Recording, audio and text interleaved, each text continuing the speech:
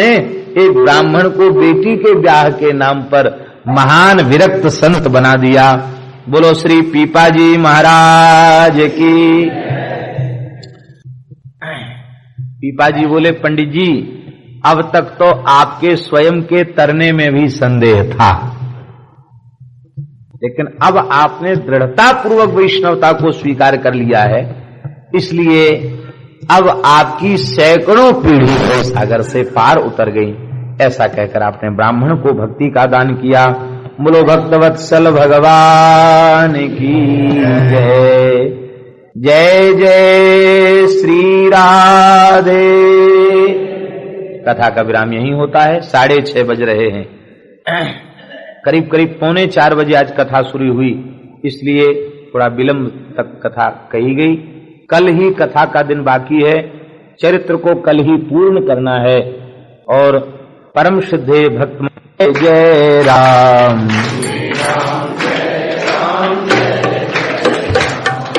श्री राम जय राम जय जय राम श्री राम जय राम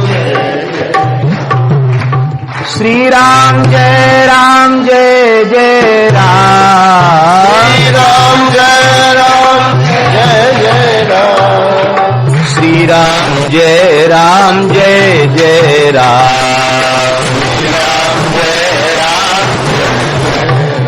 श्री सीताराम जी। गोपाल जय जय गोविंद जय जय गोपाल जय जय गोविंद जय जय गोपाल जय राधा रमण हरि गोविंद जय जय श्री राधा रमण हरि गोविंद जय जय गोविंद जय जय गोपाल जय जय गोविंद जय जय गोपाल जय जय राधा रमण हरि गोविंद जय जय राधा हरि गोविंद जय गोविंद जय जय गोपाल जय जय गोविंद जय जय गोपाल जय जय गोविंद जय जय गोपाल जय जय गोविंद जय जय गोपाल जय जय राधा रमण हरि गोविंद जय जय राधा रमण हरि गोविंद श्री राधा रमण हरि गोविंद जय जय श्री राधा रमण हरि गोविंद श्री वृंदना नाहर को उपदेश दियो पीपा प्रताप जग वासना नाहर को उपदेश दियो पीपा प्रताप जग वासना नाहर को उपदेश दियो पीपा प्रताप जग वासना नाहर को उपदेश दियो प्रथम भवानी भक्त मुक्ति मांगन को धायो प्रथम भवानी भक्त मुक्ति मांगन को धायो सत्य कहो तेहि शक्ति सुदृढ़ हरि शरण बतायो सत्य कहो तेहि सुदृढ़ हरि शरण बतायो श्री रामानंद पद पाय भयो अति भक्ति की सीवा रामानंद पद पाए भयो अति भक्ति की सीवा गुण असंख्य निर्मोल संत धरी राखत ग्रीवा गुण असंख्य निर्मोल भक्त धरी राखत ग्रीवा परसि प्रणाली सरस भई सकल विश्व मंगल कियो परसि प्रणाली सरस भई सकल विश्व मंगल कियो परसि प्रणाली सरस भई सकल विश्व मंगल कियो परसि प्रणाली। सरस भई सकल विश्व मंगल। पीपा प्रताप जग बासना नाहर को उपदेश दियो। पीपा प्रताप जग बासना नाहर को उपदेश।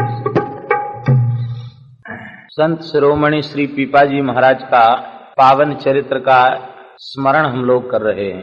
पीपाजी के दिव्य चरित्र में उनका आविर्भाव, भगवती दुर्गा के प्रति उनकी अपरिमित भक्ति, संतों की प्रार्थना पर भगवान का पीपाजी को अंगीकार करना, श्री रामानंद स्वामी जी की कृपा, पुनः गागरोन में आकर के संत सेवा के भाव से रीझ करके श्री स्वामी जी की शिष्यों सहित गागरोनगढ़ पर कृपा, चातुर्मास्य निवास एवं श्री पीपाजी महाराज को विरक्त वेश प्रदान सीता सहचरी जी के सहित। पीपाजी को दिव्य द्वारिका में द्वारिकानाथ का दर्शन, पठानों के अत्याचार से भगवान का नरसिंह रूप में प्रकट होकर के सीता सहचरी जी की रक्षा करना, शेष साई में विमुख वैश्य पर कृपा करना, श्रीधर भक्त से अकिंचनता पूर्वक संत सेवा की प्रेरणा ग्रहण करना और वहां से चल करके उसके पूर्व एक नरभक्षी सिंह को वैष्णवी दीक्षा प्रदान करके उसका उद्धार करना, टोड़े में पहुंच करके भगवान की इच्छा से प्राप्त धन के द्वारा, क्यों धन तो वो चाहते ही नहीं, सब छोड़ के चले गए थे, लेकिन भगवान ने बरबस उनको परमार्थ के लिए धन दिया। कहते ना राम जी देते तो छप्पर फाड़ के देते हैं। लगता है ये कहावत पीपाजी के चरित्र से ही बनी होगी। आप तो धन को छोड़ के आए थे और सीता सहचरी जी से चर्चा कर रहे थे कि आज का दिन बड़ा दुर्भाग्यपूर्ण रहा। प्रातः काल शुद्धि के लिए मिट्टी खोदते समय घड़ा मिला, उसमें धन दिखाई पड़ा। सीता सहचरी जी बोली उस तालाब पर स्नान करने ही मत जाना। चोर पीछे से सुन रहे थे, ये तो बहुत अच्छा हुआ। वो वहां गए तो देखा घड़े का मुंह बंद करके लाए, झोपड़ी पर चढ़ गए, वो छप्पर को हथियार से काट करके वहां से घड़े को पटका। जैसी पटक कर वो तो भाग गए कि सर्प इनको खा जाएंगे, पर उनके लिए सर्प थे। जैसी घड़े को पटका तो 720 मोहरें घड़े के फूटने पर बाहर निकली। एक एक मोहर 5-5 तोले की थी। इस तरह 720 मोहरें वहां प्राप्त हुई। 3 दिन में आपने 720 तोले मोहर, 720 मोहरों को जो 5-5 तोले की थी उनको खर्च कर दिया। राजा सूरजमल सेन, राजस्थान की प्रसिद्ध टोड़े रियासत का राजा, आपकी शरण में आया। आपने उसकी परीक्षा ली और फिर उसको शिष्य किया। पुनः एक बंजारों पर कृपा की, ये भी चरित्र आप लोग सुन चुके हैं। एक प्रेत का उद्धार किया, राजा को न्याय देने में सहायता की। एक विषयी वणिक के ऊपर कृपा की, उसको निर्विषय और भगवान का अनुरागी भक्त बना दिया। राजा के अभाव को, अपनी महिमा को प्रकट करके, संत सदगुरु की महिमा को प्रकट करके राजा के अभाव को दूर किया। और इसके बाद वहां से चल करके श्री पीपाजी महाराज पधारे तो अनेकों चरित्र, एक विषयी वेशधारी पर कृपा, 4 दुष्ट विषयी वेशधारियों पर कृपा, और आप लोग सुन ही चुके हैं। गुजरी को धन दियो, गुजरी को आपने धन दिया, ये चरित्र भी आप लोग श्रवण कर चुके हैं। और ब्राह्मण को भक्त बना दिया, कल यही चर्चा लंबी हो गई थी। ब्राह्मण को भक्त बनाना कठिन है, पर आपने ब्राह्मण को भक्त बना दिया। तेली को जिवा दिया और भैंस फेरी लायो, गाड़ी भरी आयो, तन 5 ठौर जारी के। 5 जगह पर निमंत्रण आने पर 5 जगह नवरात्रि का, चैत्र नवरात्रि का निमंत्रण स्वीकार किया। 5 जगह उत्सव मनाया, 5 जगह देह त्याग कर दिया, 5 जगह संस्कार हो गया। और सब लोग सूचना देने के लिए जब आए तो देखा आप स्थान पर बैठकर कथा कर रहे। ऐसे अद्भुत चमत्कार पीपाजी के हैं। एक वैश्य के कागज को, रुक्का जो लिखा था उसको कोरा कर दिया, भरा घर छोड़ करके चले गए। एक ब्राह्मण की गो हत्या को आपने दूर कर दिया, हनुमान जी को उसके हाथ से प्रसाद पवाया। और राजा सूरजमल, सूर्य सेन मल को आपने प्रकट होकर के दर्शन दिया, संत को वैभव दिया और श्री रंग जी के ऊपर कृपा की। दौसा के सरावगी वैश्य श्री रंग जी के ऊपर आपने कृपा किया। तिया है भाव भर्यो, कंडा बीनने वाली स्त्रियों के भीतर थोड़ी देर की चर्चा में गोपी भाव की स्थापना कर दी। यद्यपि ये चरित्र रंग जी को अच्छा नहीं लगा, क्योंकि वे बहुत कठोर सिद्धांतवादी थे। कहते थे भजन करने लग गए तो फिर दुनिया के प्रपंच से क्या मतलब रखना चाहिए। बताओ, हमसे चर्चा कर रहे थे, चर्चा करते करते स्त्रियां कंडा बीनते दिखाई पड़ी तो उन्हीं को बुला के बातचीत करने लग गए। पर उनके हृदय में गोपी भाव की प्रतिष्ठा उन्होंने कर दी और एक ब्राह्मण को दुखी देख करके ब्राह्मण को शोक हर्यो, उसको थोड़ी देर के लिए काका गुरुजी बना करके गद्दी पर बिठाकर पुजवा दिया, उसे सच्चा संत बना दिया। अब एक सुंदर चरित्र है। चंदवा बुझाए दियो, तेली को ले बैल दियो, पुनि घर माझ भयो, सुख आय के। एक दिन की बात है, श्री पीपाजी महाराज टोड़े में राजा सूर्यसेन मल की प्रार्थना पर विराज रहे थे। एकादशी का उत्सव था, रात्रि जागरण हुआ, बहुत संतों का समुदाय एकत्रित हुआ। पीपाजी महाराज भावपूर्वक पदगान करने लग गए, नाम संकीर्तन करने लग गए। सब पद संकीर्तन में, नाम संकीर्तन में सब विभोर हो रहे थे। इसी बीच में सहसा पीपाजी महाराज ने उछल करके अपने दोनों हाथ मले। देखते देखते क्या देखते हैं, पीपाजी के सुंदर सुकोमल लाल लाल हाथ काले पड़ गए। तो राजा को बहुत आश्चर्य हुआ। राजा ने चरणों में प्रणाम करके कहा, भगवान आपका यह कौतुक किसी की समझ में नहीं आया कि आपके हाथ काले कैसे हो गए। तब आपने कहा कि द्वारकापुरी में भी आज रात्रि जागरण हो रहा था और मसालची की असावधानी से ठाकुर जी के गर्भगृह के भीतर जो मंदिर में विग्रह के ऊपर जो चंदोबा तना था उसमें आग लग गई। भगवान के श्रीअंग पर आग न लग जाए, गर्भगृह में आग न लग जाए, चंदोबा में तो आग लग चुकी थी। सहसा गर्भगृह में जाकर के हमने चंदोबे को बुझा दिया। वो जानता तो था कि गुरुजी सर्वसमर्थ सिद्ध पुरुष हैं, लेकिन विचार किया कि भाई पता लगाना तो चाहिए। यहाँ विश्वास तो है कि गुरुजी यहाँ, लेकिन वहां ऐसी घटना घटी कि नहीं घटी, उसमें लोगों को वहां पीपाजी की अनुभूति हुई कि नहीं हुई, इस बात का पता लगाने के लिए द्रुतगामी घुड़सवार भेजे। उन्होंने जाकर पता लगाया तो वहां सब चर्चा कर रहे थे। वहां तो द्वारिका की गली गली में यही चर्चा थी कि पीपाजी न होते तो अनर्थ हो जाता। भगवान के श्रीअंग पर जो पोशाक है उसमें भी आग लग जाती, पुजारी जल मरते, पता नहीं क्या क्या हो जाता, बहुत बड़ा अनर्थ टल गया। पीपाजी महाराज ने प्रकट होकर के चंदोबा बुझा दिया। वहां पता चला कि पीपाजी तो कई दिन से द्वारिका में ही थे। अब ये बड़ी विचित्रताएं हैं कि इधर टोड़े में भी थे, उधर वहां भी थे और वहां बुझा भी दिया। ऐसे अद्भुत चरित्र श्री पीपाजी के हैं। यहां एक भक्तमाल में नाभाजी का एक वाक्य है, उत्कर्ष सुनत संतन को अचरज को जनी करो। संतों का उत्कर्ष सुनकर के आश्चर्य नहीं करना चाहिए। उसका कारण यही है कि निरंतर भगवान के मंगलमय गुणों का अनुसंधान करते करते करते करते वे इतने तदाकार हो जाते हैं, तद्रूप हो जाते हैं कि समस्त भगवदीय गुणों का संतों के भीतर आविर्भाव हो जाता है। इसको भृंगी कीट न्याय कहा गया है। भृंगी कीट न्याय से संतों के भीतर संपूर्ण भगवान के गुण प्रकट हो जाते।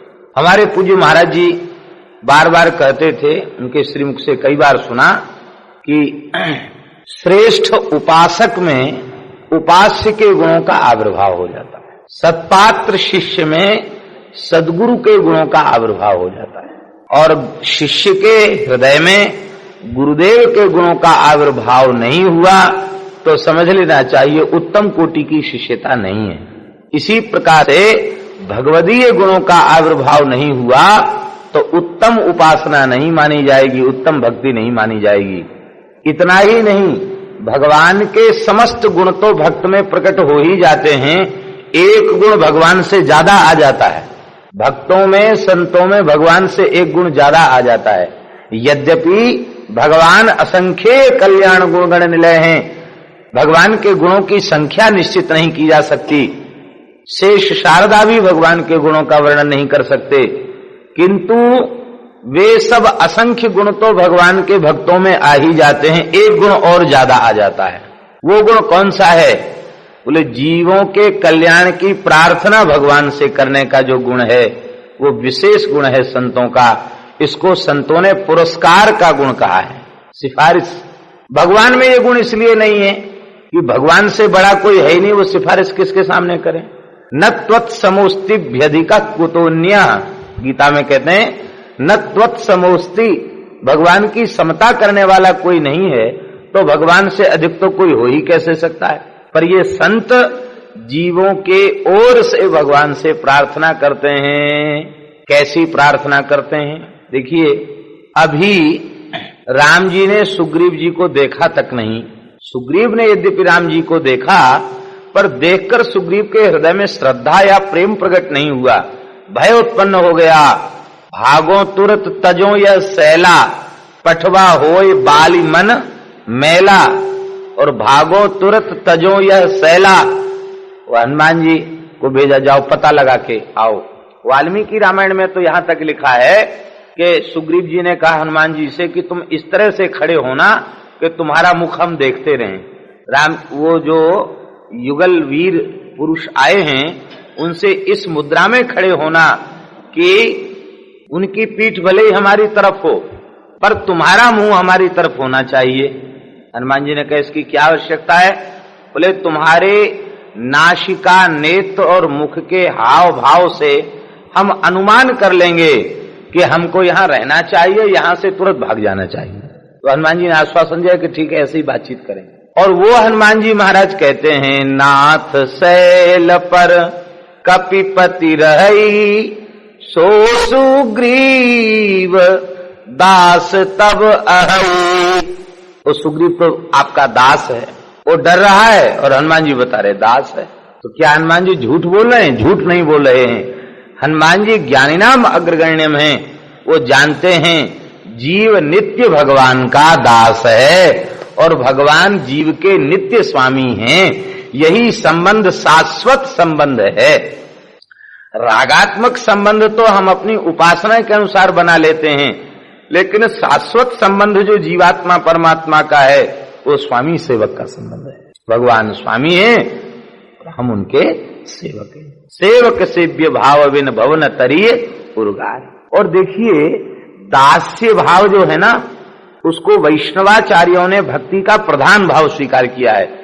यहां तक आचार्यों ने कहा है कि दास्य भाव भक्ति महारानी का प्राण है, प्राण के समान दास्य भाव है। और इसीलिए दास्य भाव सब में विराजमान है। शांत रस में भी दास्य भाव विराजमान है, दास्य है ही है।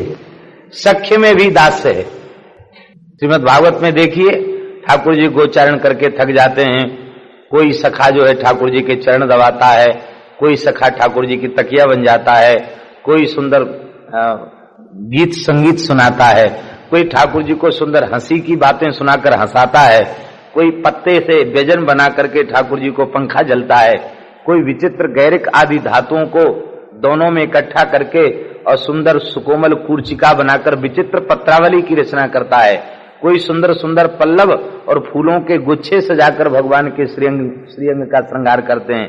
तो सख्य में भी दास्य है, और वात्सल्य में तो इतना दास्य है कि वहां तो ठाकुर जी बार बार कपड़ा गीला कर देते हैं, वहां तो सारी क्रियाएं मैया के अधीन है। तो वात्सल्य रस में भी दास्य है। आज छोटे बच्चे की माता ही तो सब सेवा करती है, और माधुर्य में तो दास्य की पराकाष्ठा है। वहां तो क्या कहना, ब्रज गोपियां माधुर्य भाव की आचार्या हैं, और वे क्या कह रही हैं, सूरत नाथ ते शुल्क दासिका, वरदनिघ्नतो नेह किं बदा वरदनिघ्नतो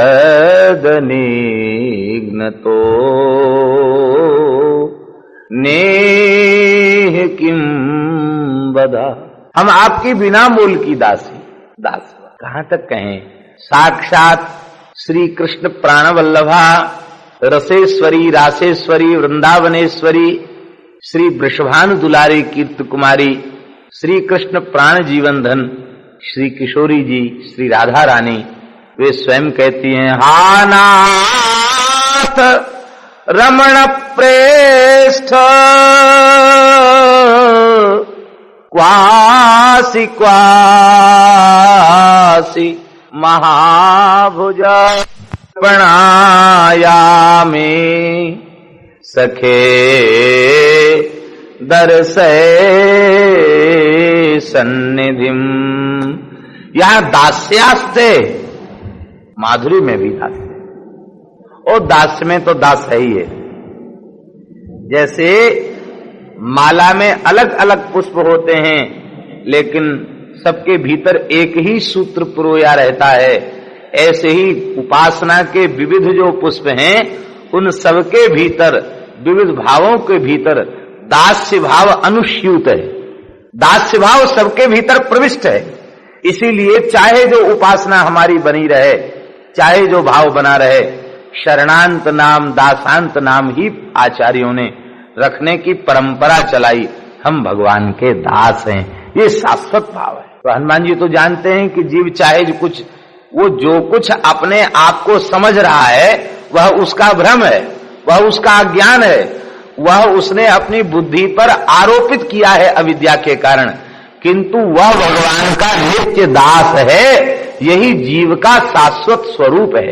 हमारे यहाँ जब मंत्रार्थ का बोध कराया जाता है तो आचार्य कहते हैं, मंत्रार्थ का जब उपदेश देते हैं, मंत्रार्थ के उपदेश की बहुत बड़ी महिमा है। कहे मंत्र मंत्रार्थयो दद्यात् गुरुरित्य विधीयते, मंत्रदाता गुरुर्न स्यात् न च मंत्रार्थ वाचका। केवल मंत्र दे तो गुरु नहीं, मंत्रार्थ दे तो गुरु नहीं, मंत्र और मंत्रार्थ दोनों को शिष्य के हृदय में स्थित कर दे, उसको गुरु कहा गया है। पारिभाषिक शब्द है, क्योंकि मंत्रार्थ के बोध के बिना और मंत्र के प्रति जो जप में भाव बनना चाहिए वो भाव नहीं बन पाता। इसलिए मंत्रार्थ बहुत लंबे चौड़े मंत्रार्थ हैं। एक एक मंत्र का अर्थ कई कई दिन प्रवचन उनके होते हैं, और वह एकांतिक प्रवचन होता, वहां सबका प्रवेश नहीं होता। एक दिन में एक अक्षर का अर्थ किया जाता है, और वो एकाक्षर का अर्थ करने के बाद वो पहले सब साष्टांग करते हैं, और अक्षरार्थ पूर्ण होकर फिर गुरु जी का पूजन, फिर साष्टांग। प्रत्येक अक्षर पर साष्टांग दंडवत किया जाता है। मंत्रार्थ की ऐसी महिमा है, प्रसंग स्मरण कर रहे हैं। मंत्रार्थ की ऐसी महिमा है कि मंत्रार्थ, मंत्र के प्रतिपाद्य देवता, मंत्र के ऋषि और मंत्र का स्वर, ये पंचांग है। मंत्र, मंत्रार्थ, मंत्र का स्वर, मंत्र के प्रतिपाद्य देवता और मंत्र के ऋषि, इन पांचों का सम्यक बोध प्राप्त करके और मंत्र उच्चारण करे तो लिखा है सकृदुच्चारण मात्रेण भगवत साक्षात्कारो भवति। एक बार उच्चारण, इतनी विधि ठीक से कोई जान जाए और मन मंत्र को एकदम एक करके और एक बार मंत्रोच्चारण करती युगल सरकार सामने प्रकट हो जाए। ऐसे अनेकों उदाहरण हैं। श्री रामानुज स्वामी जी ने मंत्र मंत्रार्थ, ये पांचों जो अंग कहे गए हैं मंत्र के, इनको सम्यक रूप से प्राप्त किया। और जैसे ही गुरु जी के आज्ञा से आप मंत्र जपने बैठे तो प्रियादासी लिखते हैं, जपति ही श्याम जी ने मूर्ति दिखाई है। जैसे ही एक बार उच्चारण किया भगवान सामने प्रकट हो गए। और ये बोले ये तो बहुत बढ़िया चीज है। तो तुरंत गोपुर चढ़ गए और गोपुर पर चढ़ करके बहुत जोर से आवाज लगा कर कहा, भैया एक बहुत रहस्यपूर्ण बात है, आप लोग सुने सुने सुने। आवाज लगाई। उस समय 72 लोग उठ करके, आधी रात के समय 72 लोग उठ करके आए गोपुर के निकट, और आपने गोपुर है आरूढ़ उच्च स्वर मंत्र उचार्यो, सूते नर परे जाग 72 श्रवण निधार्यो। तितने ही गुरुदेव पद्धति वही न्यारी न्यारी, तितने ही भय सिद्ध, वो मंत्र सुनते ही सिद्ध हो गए, उनको भी साक्षात्कार हो गया। गुरुजी ने कहा कि तुमने तो मर्यादा का उल्लंघन किया, ये मंत्र को इस तरह से बोलने की परंपरा नहीं है, नरक जाना पड़ेगा। सुनते ही स्वामी जी के नेत्र भराए, बोले हम आजन्म नरक रहना स्वीकार करते हैं गुरुदेव, किंतु इतने जीव ठाकुर जी को प्राप्त हो जाएं, इस सुख के आगे नरक की व्यथा वो तो अत्यंत गौण है। इतना सुनते ही गुरुदेव श्री महापूर्ण स्वामी जी बोले मन्नाथ मन्नाथ कहकर साष्टांग पड़ गए। बोले आप शिष्य नहीं हो, आप तो मेरे नाथ हो, जीवों पर कृपा करने के लिए आए हो। मंत्र मंत्रार्थ की परंपरा है, उस मंत्रार्थ में हमारे यहां सिखाया जाता है मकार का अर्थ क्या है। राम मंत्र में जो मकार है उसका अर्थ क्या है? मकारार्थो जीवा। मंत्रार्थ में, तारक मंत्र में मकार का अर्थ है जीव। जीव का अर्थ क्या है? जीव की परिभाषा क्या है? मकारार्थो जीवा सकल विधि कैंकर्य निपुणा। हम लोग राम नाम से अलग नहीं हैं, उसी में हम लोगों की स्थिति है। राम नाम में जो मकार है ना, वो जीव है। अकारो जानकी प्रोक्ता, अकार जानकी जी हैं। रकारो रामचंद्रस्तु, रकार रामचंद्र हैं, अकार जानकी जी हैं। और मकार जो हैं वो जीवों के आचार्य श्री लक्ष्मण जी महाराज हैं। संपूर्ण जीव वहां बसते हैं, इसलिए नाम तो सब जीवों का अपना आश्रय, स्थिति जो है वो नाम में ही। तो जीव का स्वरूप क्या है? मकारार्थो जीवा सकल विधि कैंकर्य निपुणा। स्वामी के सर्वविध कैंकर्य में लगा रहना, उसमें निपुण होना, यही जीव का स्वरूप है। अर्थात सर्वविध भक्ति